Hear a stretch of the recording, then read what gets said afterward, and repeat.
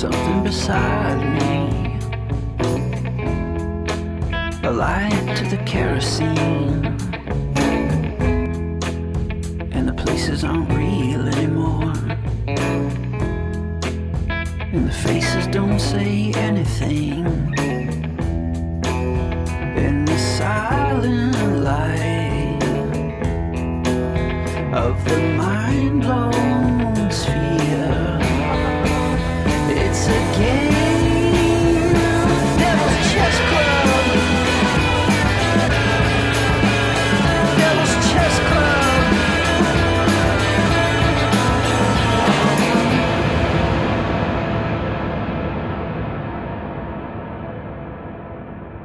Welcome to Devil's Chess Club. I'm Aaron Good.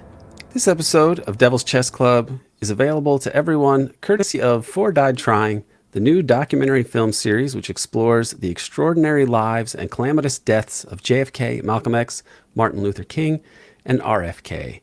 A Patreon page for Four Died Trying is launching soon. It will offer patrons the earliest access to the new films and a number of other perks. You can also purchase the Four Died Trying prologue episode on Apple TV and other streaming services. The next chapter, Chapter 1, should be available anytime now. Please support us by subscribing to the American Exception podcast on Patreon. You will get access to many episodes of the American Exception podcast, including the Peter Dale Scott Oral History series, with new episodes coming this month. Peter is an international treasure. We've begun discussing his lesser-known but very important poem and article about the forgotten Russian 9/11, as well as its connections to the American 9/11 and to so much more. This is fascinating material, the product of a lifetime of research and contemplation from one of our most brilliant minds. I urge everyone to listen to these by subscribing to the American Exception podcast on Patreon. Today, Bryce and I are joined by journalist and activist Niko House, and we are joined by Dan Kovalik, an American human rights lawyer, labor rights lawyer, and peace activist. He has contributed articles to Counterpunch, The Huffington Post, and Telesur. In April, you can buy Dan Kovalik's newest book, The Case for Palestine, Why It Matters and Why You Should Care.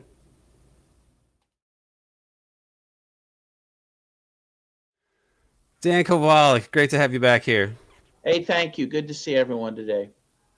And Niko House, you are here for your first time on Devil's Chess Club, but although we've done many podcasts together, great to have you here.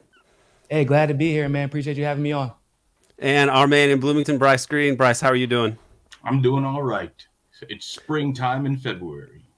Yeah. I miss Bloomington. Even February Bloomington, I would take it right now over the Philly suburbs.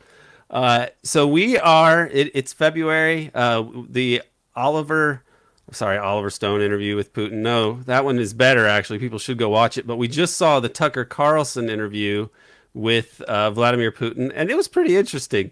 Tucker was, not especially offensive or great. He's Tucker, is what he is. But the thing about that to me was remarkable about it was some of the hard truths delivered by Putin.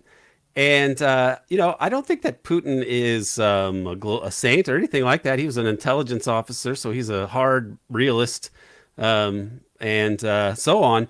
But I was just struck by some of the things that he said, which are very true, very important, and never commented on so candidly in the U.S. media. It just showed how much the world is a made-up thing that we are subjected to in the West. So here's some of the things that he said that were hard truths. Some of them are funny, too. So at the beginning, he says, you were recruited for the CIA or whatever. He points that out. That is funny. And it was true. Tucker did. If I'm not mistaken. Yeah, well, that's it. He brings it up once. And then he also says, and he jokes like, ha ha. But then he more or less says at different points, yeah, the U.S. and the CIA own the global media. They control the propaganda system in the West. And there's really, it's difficult to try to lobby them in any way because it's just a top-down thing. That's an important thing to say that you don't hear people say very often in the West. CIA did the Maidan coup of 2014, and the Nord Stream. And then when he said the Nord Stream, he made a joke like to Tucker, like, you did it. And then he says, well, you have an alibi, but the CIA doesn't, right? So I took that as a more like, hey, Tucker, what are you? Are you a reporter? Are you the CIA? How does it work in the West? We know how it works. We're not suckers. I thought that was Honestly, brilliant. you know what I felt like when he said that? I felt like he was like leading in his own joke, which is what made it hilarious. I like bawled out loud. He was like, "Yeah, you have an alibi, but the CIA doesn't." Speaking of the CIA, Yeah, I was very happy to hear that. I thought that was very funny. But I had actually already had an impression of him as kind of a witty, personable guy from his Oliver Stone interviews. I watched all those, and he's Oliver Stone's the godfather of one of his daughters, I believe, even. So Oh, I didn't know that. I didn't know that. yeah, I mean, and Oliver is a character. He's cool if you on a personal level. Generally, like he's a really smart guy and very just. I think that's interesting that they'd be friends. So that was fascinating to me. The another thing that he said that we needed to know, that he warned Biden that he was making a terrible mistake on the eve of the war. This is so true, and it was. U.S. weaponization of the dollar is a disaster for the U.S. That is so true, and it's not even discussed in the U.S. very candidly, except in like financial press maybe talks about it a little bit, or the anti-imperialist press, alternative media. And then the last one, that I want to bring up, gets back to the Oliver Stone interviews also, because this is something he said to Oliver Stone. He said, George W. Bush, I confronted him about why you're supporting the jihadis in, he says, the Caucasus, but he means he's referring to Chechnya. And he said that Bush said he wasn't at first, and then he showed him the evidence, and that Bush wasn't able to do anything about it. So that was remarkable too. He's basically saying, yeah, by the way, U.S., you guys do support these Islamists.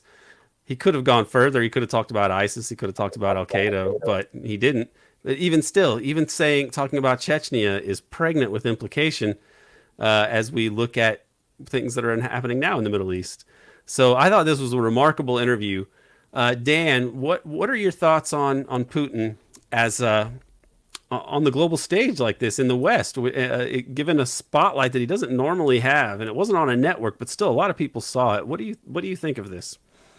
Well, I mean, I think it was great that Tucker did that. I mean, Putin is a very important figure. I mean, he needs to be respected as such, whether you agree or disagree with his policies. He's probably in the top 3 most important leaders in the world. I think that Russian, he will be very, very well remembered in Russia. I think he will go down as one of the greatest Russian leaders ever. He saved his country after the collapse of the Soviet Union. He brought it back together, and he inherited this horrible war in Chechnya, and he resolved it ultimately in a productive way. Chechnya's been rebuilt, and it's a happy part of Russia now. I mean, you can't underestimate what a great leader he is the truth. Again, certainly for his own people, which is his job, by the way. It's not his job to be a leader for anyone else. So, and even if you view him as an adversary, which I don't and never have, I mean, I think he's the truth is he's always been willing to work with the U.S. He was the first president to call George W. Bush and offer condolences after 9/11, to offer help in the war on terror, which he gave.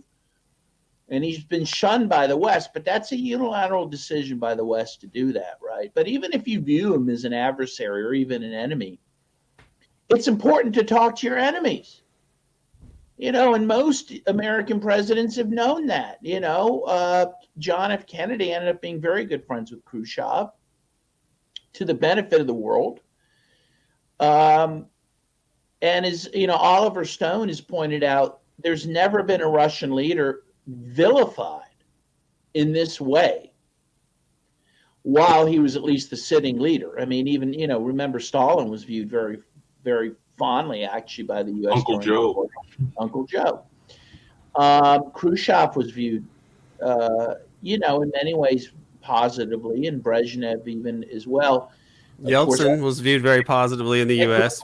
for different reasons. Yeah, Gorbachev was a rock star in the United States. I mean, this vilification of people like Putin is not to the benefit of anyone. And the more you understand other leaders, again, even if you call them enemies, even if you view them as enemies, to understand your enemy is important. So this type of interview, in my view, was long in coming. As you mentioned, Oliver Stone did one, but that was years ago now. That was in 2017, I believe. So you're talking 6 years. Right. So Is this it is still on Showtime? Can you still watch it on Showtime if you have Showtime? Or I'm not sure if they left it on there or not. Yeah, I'm not sure. But that's one everybody should. I hope that people go back and watch it. I bet he's going to put something out on social media about that, because really, if people thought that was interesting, they really should watch the Stone thing. And by the way, that was made into a book too by Skyhorse. I know that because I helped Oliver in the end notes with that. So you can also buy the Putin interviews to read. You know. Right. Niko, what was your take on how Putin came across in the interview? So him giving the history lesson that he gave was actually pretty intriguing to me, because in my opinion, it demonstrated that no decision that he makes, no contemporary decision that he makes for the state of Russia and for the benefit of Russia is absent of historical context, which we can't really say about really any leader in my lifetime. I'm 35, but like I can't say that about any leader in my lifetime. Most of them, which in my opinion has been done on purpose, most of them make decisions that fall into one of two categories: to get them reelected, obviously, or it's the same decision making process as stockholders or CEOs. It's all about the next quarter of somebody's next quarter, right? And very rarely does it genuinely take into account the context of the past. But with Putin, he does this thing where he is very, very, very judicious in his diplomacy.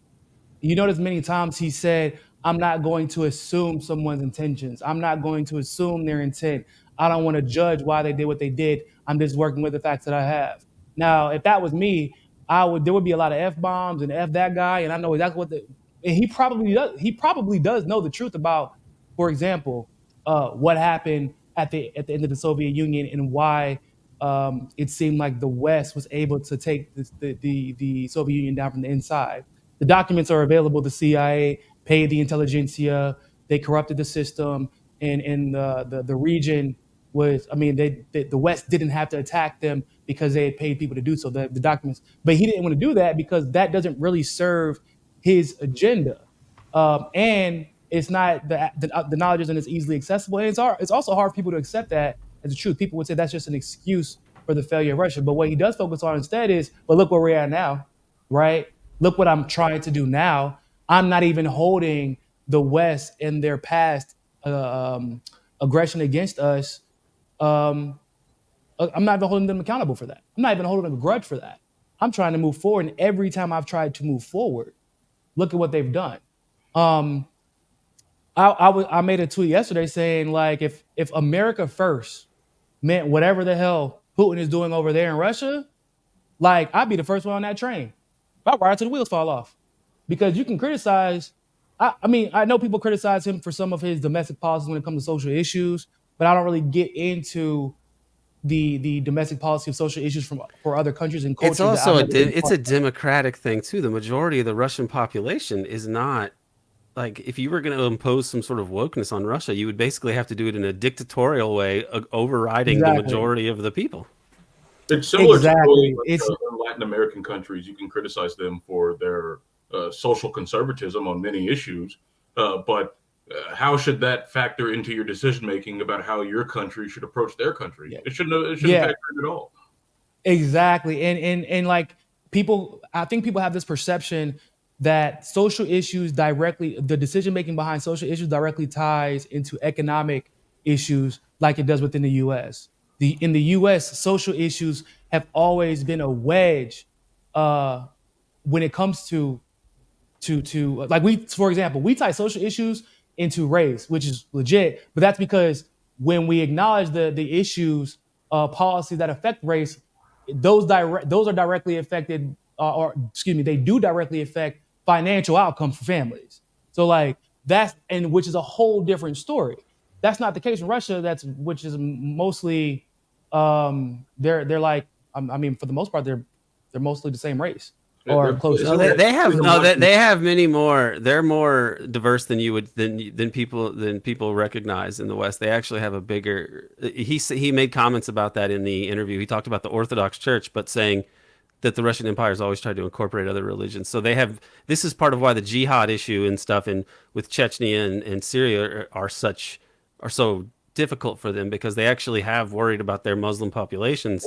And they don't want them to be riled up. But for example, you don't have like black people living down the street from Latinos living down the street from like that, all just arrived from multiple different countries from like vastly different religions, like you do in the States because of like slavery and you don't have whiteness. You don't have whiteness in Russia the way that you do here. Exactly. It's not the same thing. Yeah, exactly. So and because of that, it can't actually be weaponized in the same way like it is here in the States.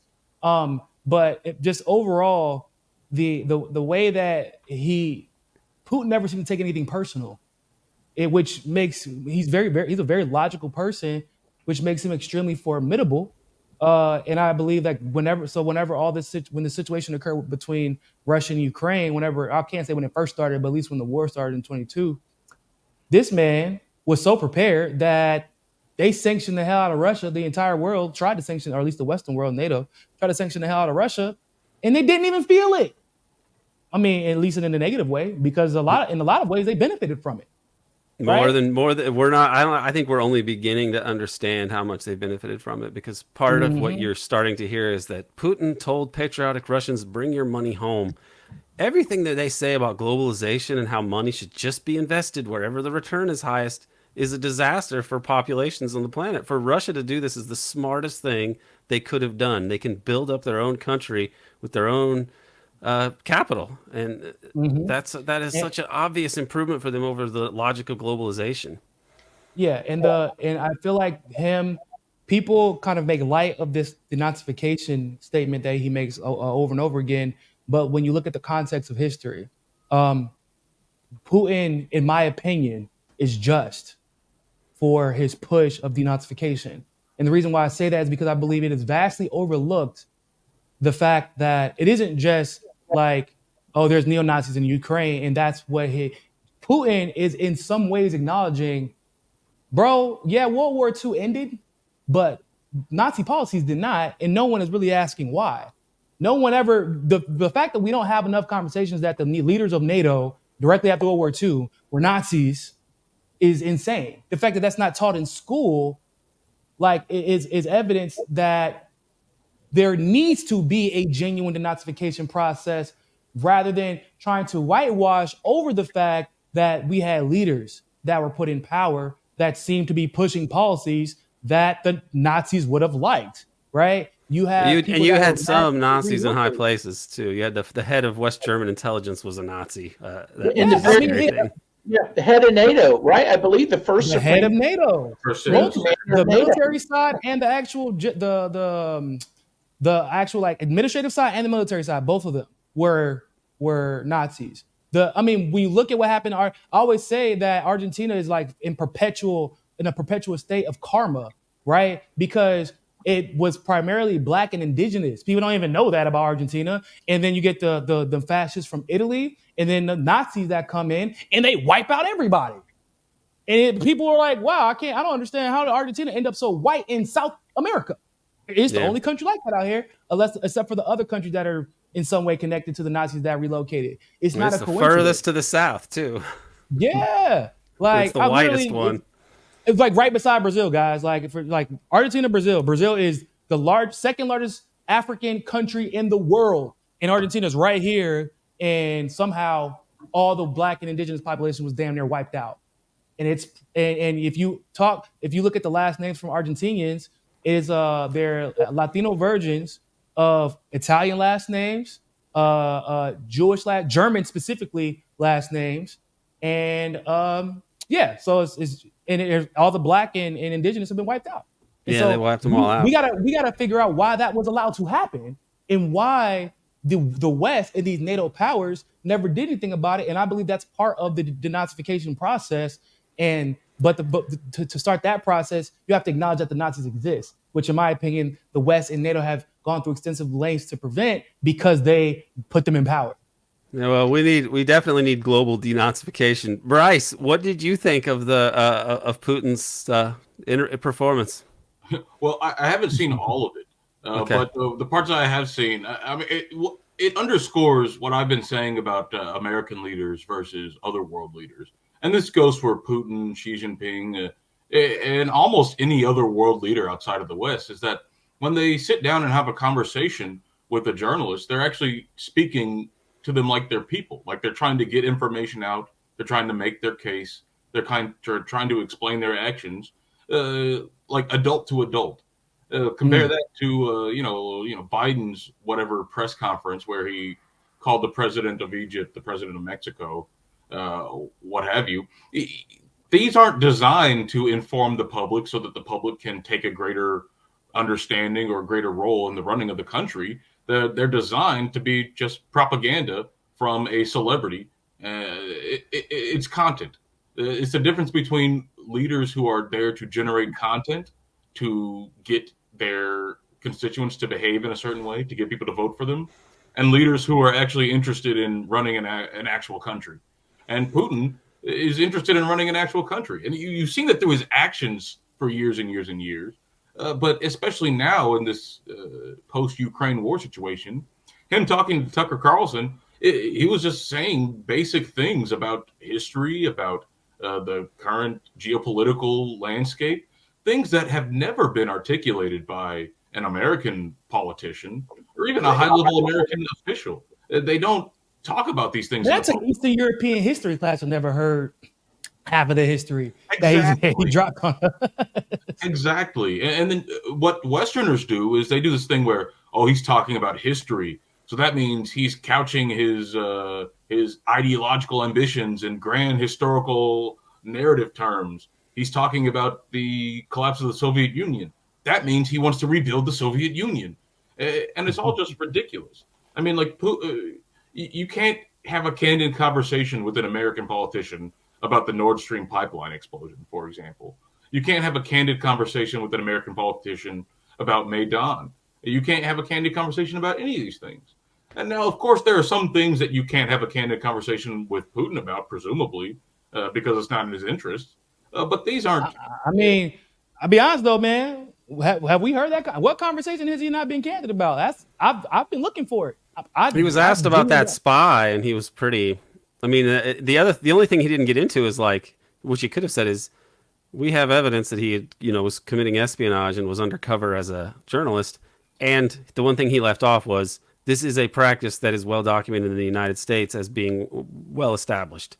Like since going back to the 70s article, Carl Bernstein writing about CIA and the media, like it happens all the time. So to the uninitiated, they're not going to understand that, like, yeah, the U.S. really does use the media as spies. This guy probably was caught red-handed, I would guess. Okay, they could just make it up and seize him, which would be, I don't approve of that, but I would guess he was actually committing espionage.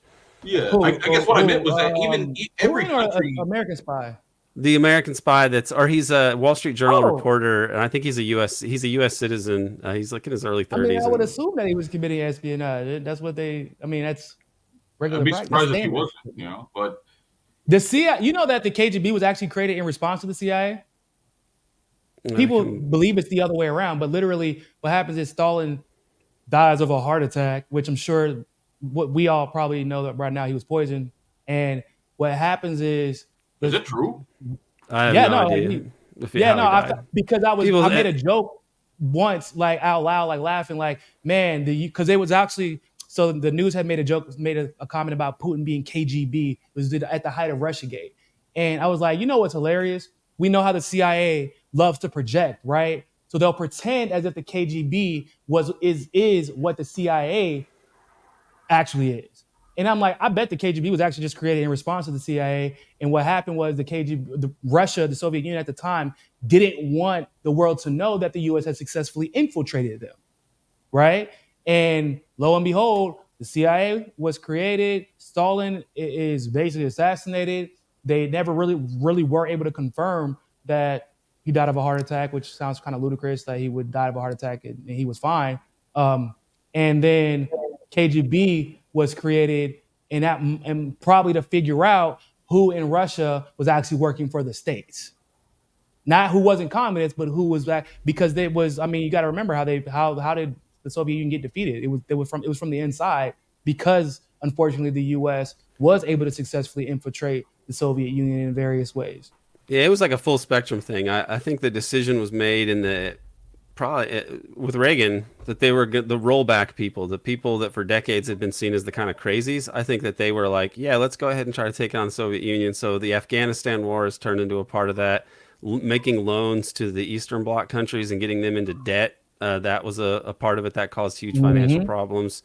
And supporting groups like Solidarity in Poland. It was really like a full spectrum kind of hybrid war. They were making oil prices collapse because Gorbachev announced he wanted to do these reforms, but they depended on a stable oil price.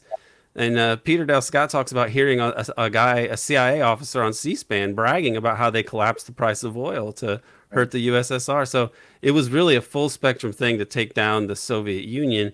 And that helps you to understand why you had the shock therapy that played out the way that it did with Jeffrey Sachs. And he quit as an advisor to Russia because he realized that the U.S. was really using this. I mean, you could argue about the benefits of privatization and so on. And I don't think that really the Sachs liberal economist thing is the ideal situation. But it wasn't even applied in the normal way. It was applied in a way to screw Russia to the maximum extent possible. And it screwed the Eastern European countries that were part of Russia. Like, well, they helped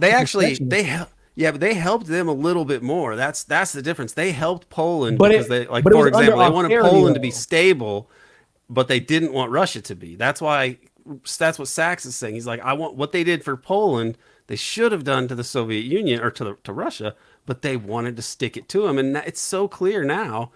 Dan, you've written a book on this. Before we move, I want to talk about Palestine too. But before we move on, lastly about Russia, to what extent how can you describe this post-Cold War era of Russian history and what the U.S. has done to Russia and how Putin has tried to, as a statesman, more or less restore Russian sovereignty and stability and security there in the country? Yeah, well, I think that's, the real interesting thing. I mean, in Russians, it took them a while to realize this. They thought in Russia that if they gave up communism, that they would be admitted back into the West. And they'd be part of Europe and everything would be great. That never happened. They were very disappointed to find the West never wanted them to be a part of them, that the hostility never ended. That in fact, the West was as hell-bent on destroying Russia as it was destroying the Soviet Union. And as you say, so you see these terrible economic measures that were taken during the Yeltsin years, which killed, I believe, at least 2 million Russians. Far worse, by the way, far worse than the impact of World War II on U.S. life expectancy, or all these things that we think of as tragedies in America were like nothing compared to what we did to Russia just in the 90s. In the 90s, and they blamed it on communism still. Yeah, and you had the war in Chechnya, which the U.S. helped provoke. I mean, can you imagine the Russia starting a war somewhere, let's just say in Texas, by supporting Latinos to rise up, or this would not be tolerated, nor would it ever be forgiven. No. And yet this was going on even, right after the collapse of the Soviet Union. So, the Russians have a beef. And they also felt, by the way, after World War II, that because they were really the ones that defeated Hitler, right? They lost 27 million people to fighting Hitler. 85 to 90% of the Nazis were killed on the Eastern Front. They thought they'd be rewarded for that too. That they also friendship would break out because they saved the West is what they did, and that never happened either. So and you did have Henry Wallace. You had Henry Wallace, the vice president, at one point saying, "Hey, look, we could in this world going forward, we could work with the Soviets." And we can learn from their social programs of like mass employment, total employment, housing, healthcare, education, and they can learn from us to be more accepting of democratic rights, civil rights, and so on. And this will be a good way the world can improve. There were people in the U.S. who saw what could have been done, but they were always defeated. Including FDR. including FDR. Pushed out. People forget about that. Pushed out, murdered in the case of Kennedy, because I mean JFK is more or less trying to move in that kind of a direction, or Gorbachev for the Soviets was saying, hey, why don't we like get rid of the third world debt so these countries can develop and cooperate and solve problems. The U.S. has always, since the end of World War II, they've gone to rule the world. That explains pretty much most of what they've done, except for the dumb things in the last 25 years. And I think a lot of that can be attributed to Israel and its influence. So, I mean, the Russians have serious beef, Dan, and you've documented this really well. Yeah. And by the way, I want to mention just in terms of Afghanistan that war, and it has to be pointed out because there's so much misinformation about this. The war against Afghanistan began under Carter in June of 1979. The U.S. was backing the Mujahideen before the Soviets invaded, and in fact, they were backed in order to draw the Soviets into Afghanistan to give them Vietnam. That was the words of Brzezinski, right? And again, can you imagine if the situation were reversed, right? If Russia had supported, the Soviet Union supported extremist terrorists in Mexico in trying to draw the U.S. into a war there. Dan, yeah. So I got a question for you. And obviously it's kind of convoluted, but work with me here. So my theory has been for some time that the Western Empire had, when it comes to Russia specifically, it was Germany at one point, but definitely, and more specifically Russia, they had one goal in mind. They were never going to allow a strong Russia to exist. And this is beyond like rhetoric. You can almost make an argument that every major foreign policy move that wasn't made, because Israel told them to, because we can go back to the early 1900s, every major foreign policy move was a direct attack on the Russian power structure. So you can make an argument that, the whole thing with World War II, Cecil Rhodes and his little secret society that wasn't all that secret. World War I. Yeah, World War I, excuse me. Cecil Rhodes and his little secret society that wasn't all that secret that the New York Times wrote about.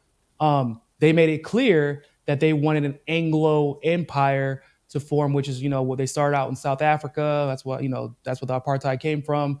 And then, but specifically, they were going after the Tsar and the Kaiser, and who were cousins at the time, or not at the time, but they were cousins.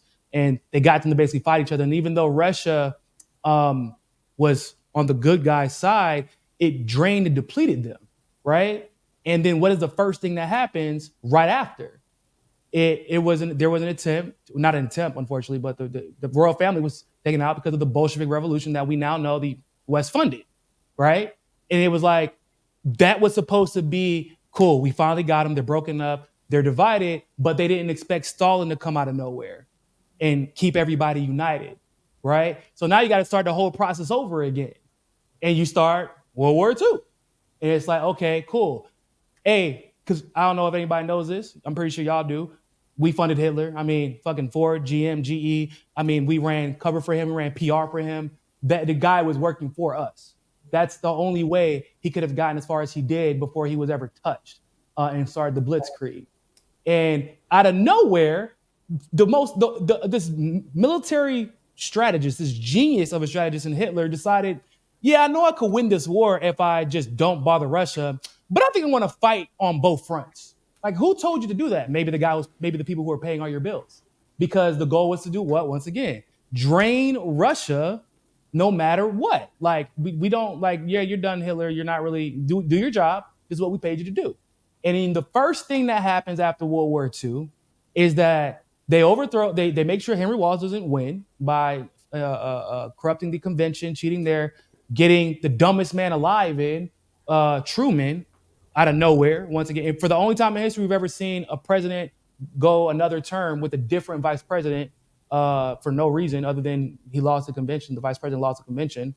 And then what are the first thing they do? They go immediately after Russia, balls to the wall, in a way that doesn't make any sense. Then they put all the Nazis in the power positions and then say NATO was created to do what? To stop Russia, of all countries. It's like, okay, we just got done beating up on Germany. Why are we going after Russia now? And it seems to me, especially if you go through just once again, just throughout history from the 1900s till now, Like the whole goal is to make sure to balkanize Russia, to make sure that was the whole point of the destruction of the royal family, to have them separated, because it's much easier to overthrow a society that's separated. When and if no one has claim to the throne, it's easier for the U.S. to do its thing, which they've kind of grown accustomed to doing and become successful at. So what do you think about the idea that basically a lot of the foreign policy in the U.S. has always been aimed at making sure Russia couldn't be legitimate competition for the U.S. as a superpower? Well, a British Anglo thing, British U.S. Anglo. Yeah, I mean, there's a lot of truth to that. And I think that, I mean, look, the way that U.S. imperialism works and British imperialism is to knock off all competitors, and Russia has always been a competitor. And you can even go back, of course, to the Napoleonic Wars, in which Napoleon invaded Russia, right? And almost captured Russia, right? He got into the gates of Moscow, and the only way the Russians won is by burning down their own city of Moscow. So yeah, there's been a lot of anti-Russian hostility, which I agree has motivated a lot of U.S. and Western foreign policy.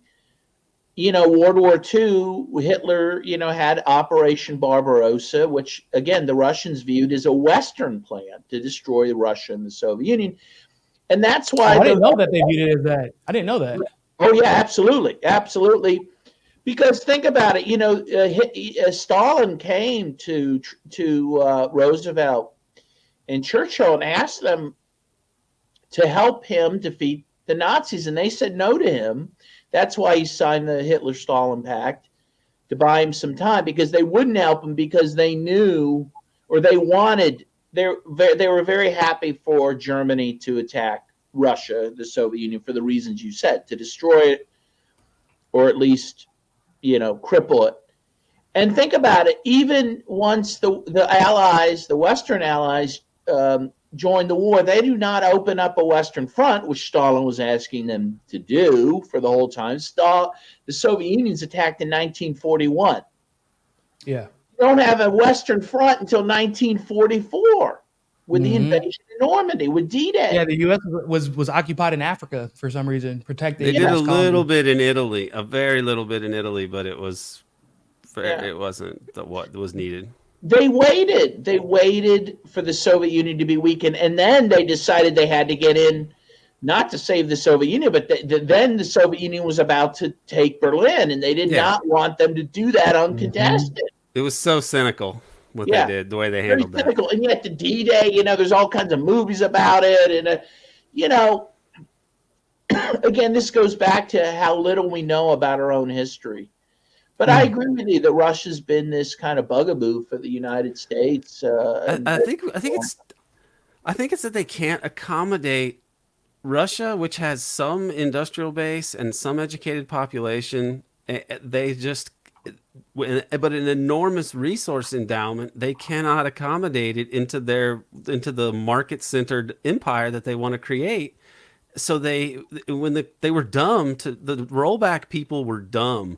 They were dumb to end the Cold War, because the Cold War let them block off these countries and sort of create their own, neo-colonial system outside of Russia and China. And they wanted to actually take over the whole world, I think, as a part of it, and they thought that they could. You split China and Russia, and then you weaken Russia so much that they collapse, and then you go in and loot the country. But I think Putin was what they did not expect. He was a reassertion of Russian nationalism. He's like we in the left version of Stalin, yeah, for sure. Well, people on the left can't even process statesmanship and nationalism, because they think in cliches of like, no, nationalism is bad and all statesmen are bad, and the class. It's because of their perception of nationalism in the context of the U.S. Like, when people call themselves patriots, like if somebody from Bolivia calls themselves a patriot, I'm not looking at them the same way as if somebody from the U.S. Because like, what does their patriotism mean? It generally means you're doing what? You're standing up to the West and standing up to anyone who tries to prop up Western imperialism within your country. Not the same thing. When the West says West means in the U.S., patriotism means I'm going to support the U.S. no matter what fucked up shit they do. Basically. Yeah, that's a strange thing. we've been talking about the same issue with respect to the Nord Stream, which was brought up in the Putin Carlson interview, and again, the attack on the Nord Stream illustrates this tension against Russia. The fact that the U.S. doesn't want Russia's massive industrial base to be able to support Europe, because if that happens, I mean, if you look at a map, that's the obvious thing that these states would do. But preventing that means that the U.S. is able to maintain their control over Western Europe or all of Europe to the extent that they can. And with the destruction of the Nord Stream pipeline, what they were able to do was to ensure that American natural gas companies and, of course, their allies and some of the Gulf states and a few others were able to supply Europe's natural gas at an extremely high rate. And what we're seeing now. Don't forget, it was Germany who also had a chance to supply natural gas, but was told not to and chose not to. He mentioned that. I didn't know about that until that interview.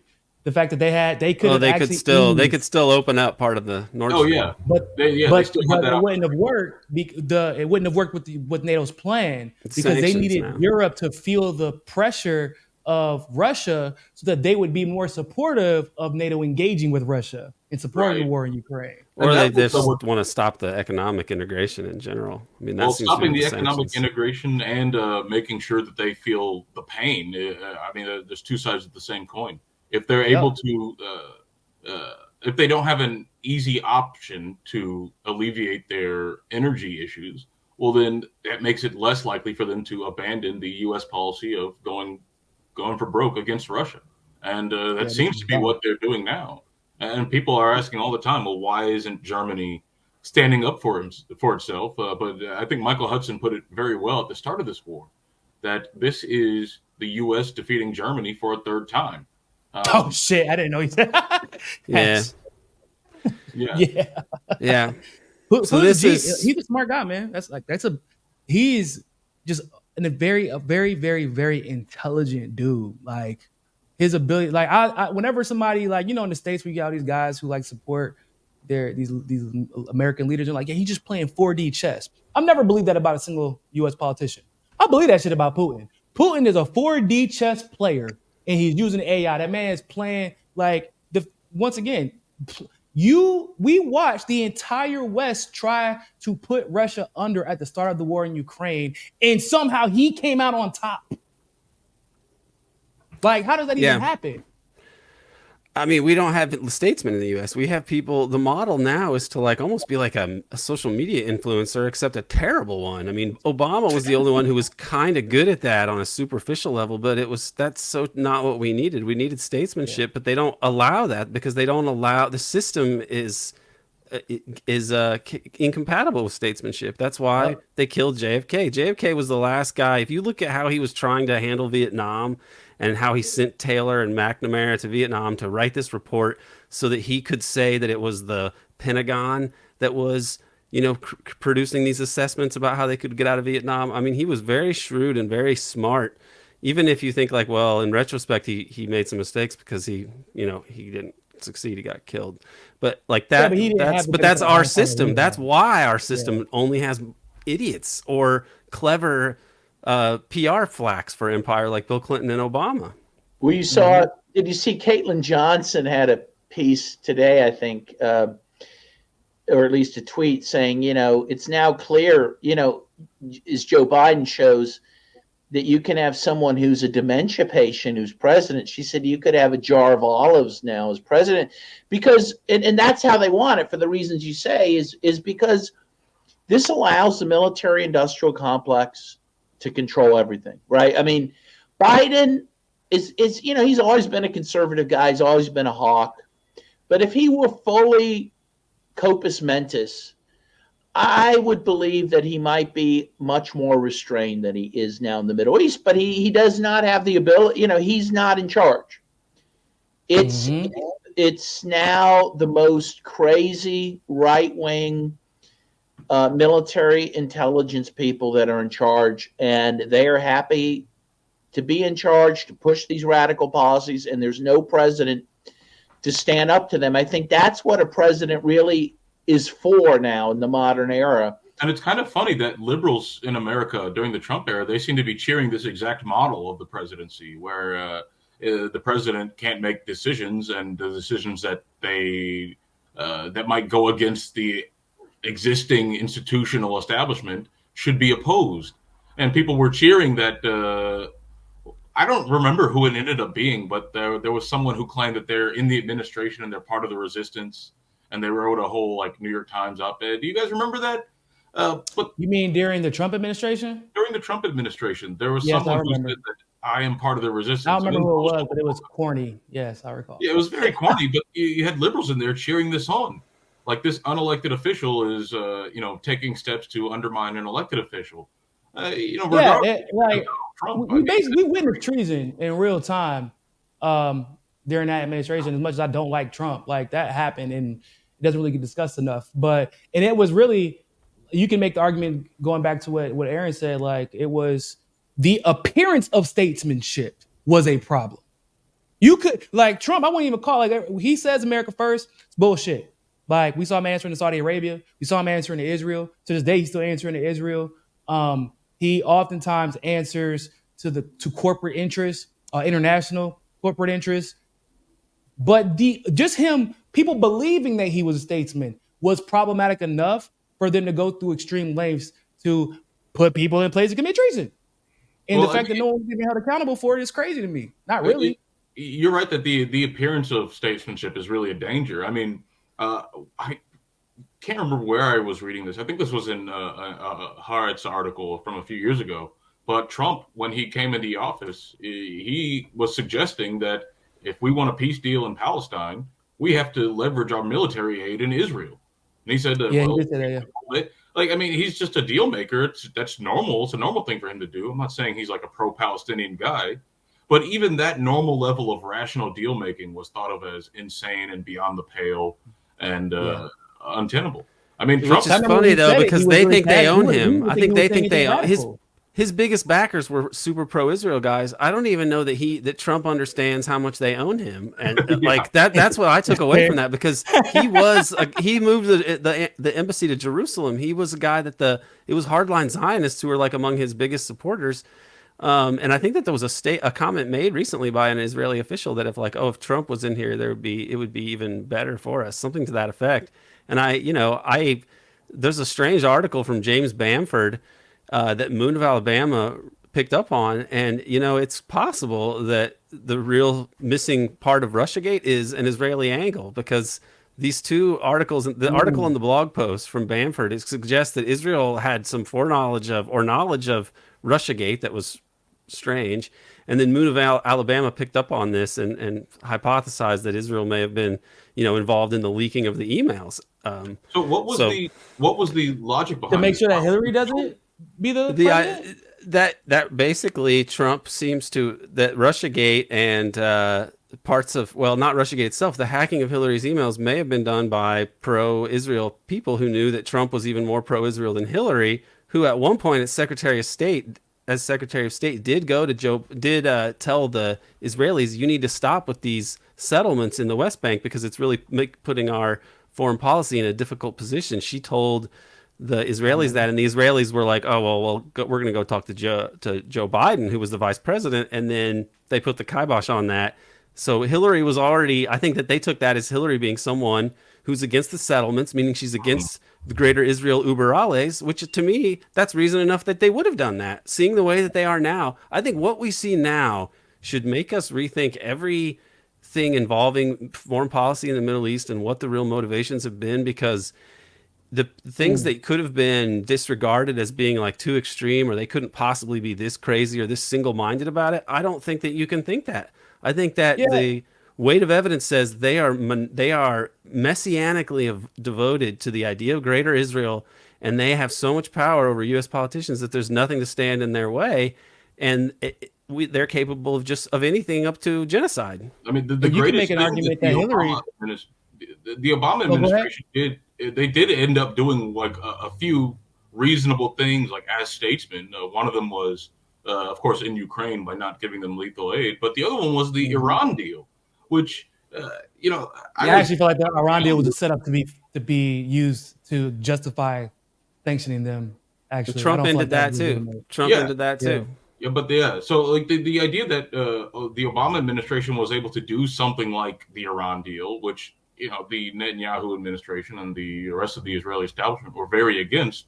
I mean, I assume that would have been an extreme insult to the Israelis, and the Israelis would have wanted to get out of the Democratic Obama team as soon as possible. So I think they didn't like Obama. They were pretty openly against him. Like it was very. But you know what's interesting? So with Hillary specifically, right? Hillary's the type of woman who does not like to answer to anyone. She likes absolute power.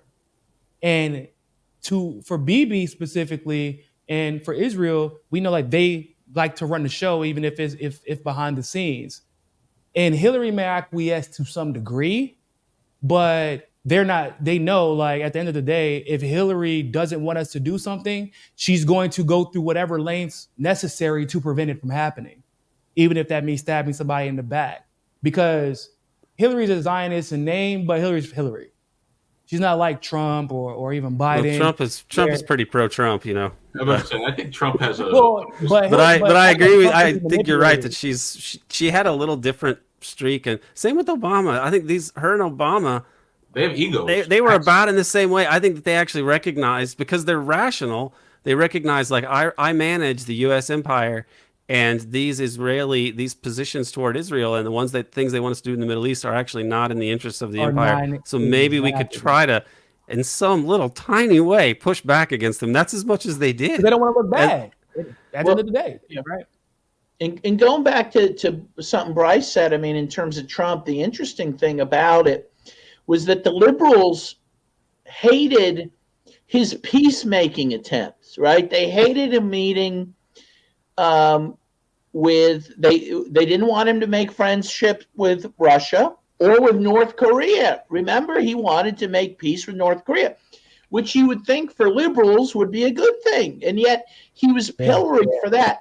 The only time they cheered him was when he bombed Syria. And I remember the New York Times said this is the first time he's acting presidential is when he bombed Syria.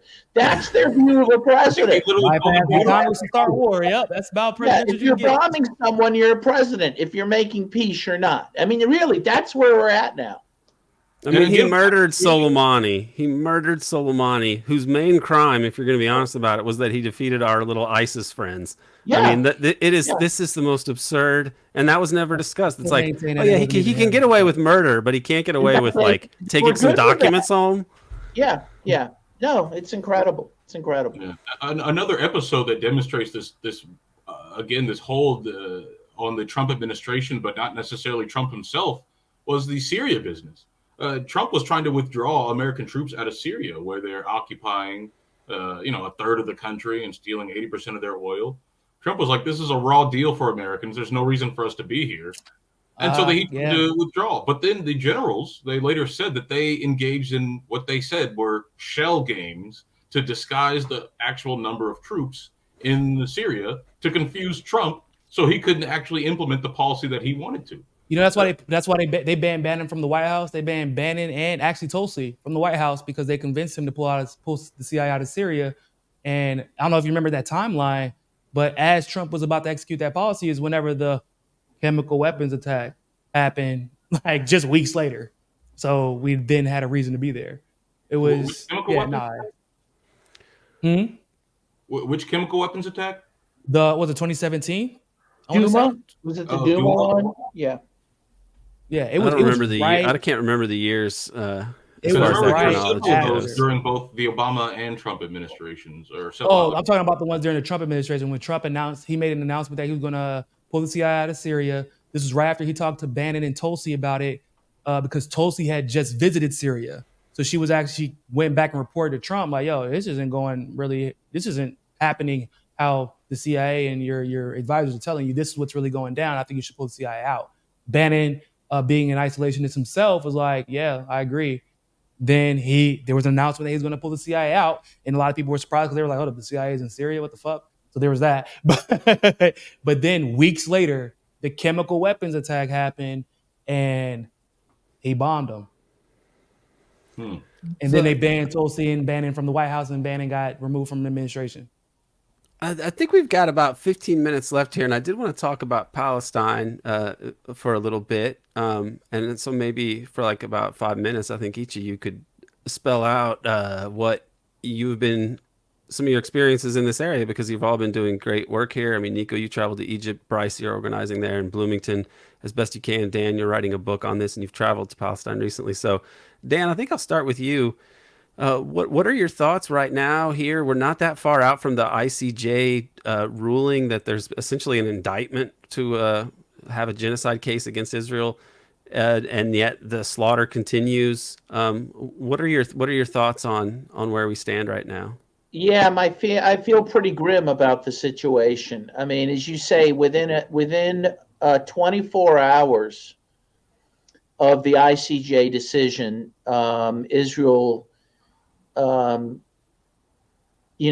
killed a couple hundred people in Gaza. Meanwhile, within hours of that decision, the U.S. led a number of countries in cutting off about 60% of the aid to the UN Refugee Agency for Palestine. Everyone agrees, this is the lifeline for Gaza.